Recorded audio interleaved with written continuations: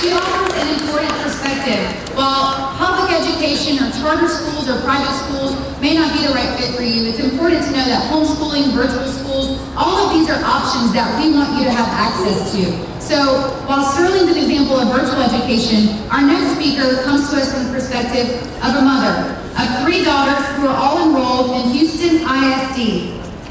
Ellecia Knolle is a strong advocate for individualized learning because she understands that each of her daughters learn differently. She's actually joined today by her daughter Mary Margaret to provide their perspective on school choice in Texas. Ellecia Knolle.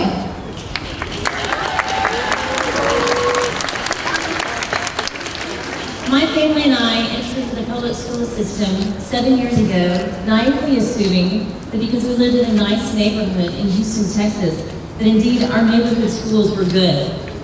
For many years, I was a tireless champion of this ideal. I was a regular volunteer on campus. I manned the bake sales. In fact, I served ultimately as the PTO president. I gave my schools everything that I am to help build success, in spite of the fact that fewer and fewer of our friends and neighbors were choosing the schools within walking distance of our homes. Frankly, during that time, I thought school choice was a bad thing.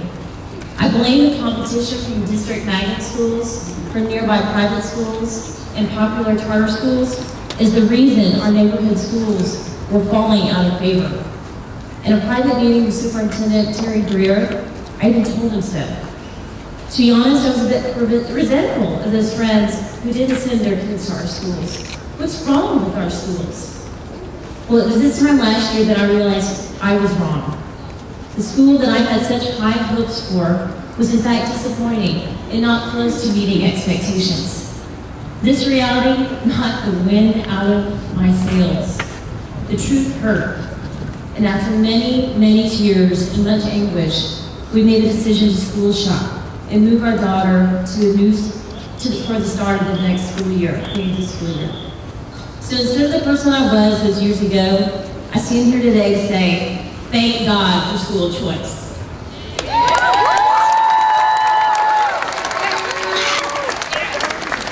This year, my daughter Mary Margaret is thriving at Houston ISD Magnet School, 30 minutes across town, in a neighborhood which you dare not visit at dark. Yet, it is nothing short of excellent.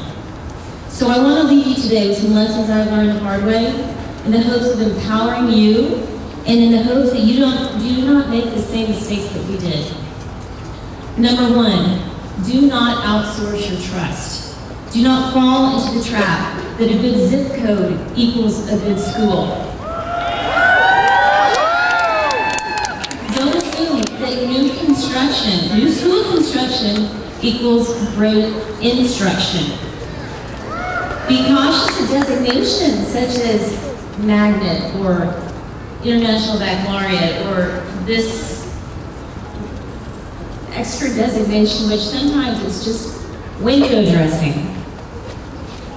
Number 2, it is your right as a parent to advocate for your child. You and you alone are their only champion. Be bold. A bad year in a school is a year of instruction your child does not get back. And number 3, be a critical consumer when it comes to school choice. By this I mean, do your homework. So often we make our school choice decisions based on the word-of-mouth recommendation of a friend. Instead, look at the data. Tour the schools, and not just the hallways, but go inside the classrooms. Visit with the kids in those classrooms. Ask them questions. Google the children at risk rankings.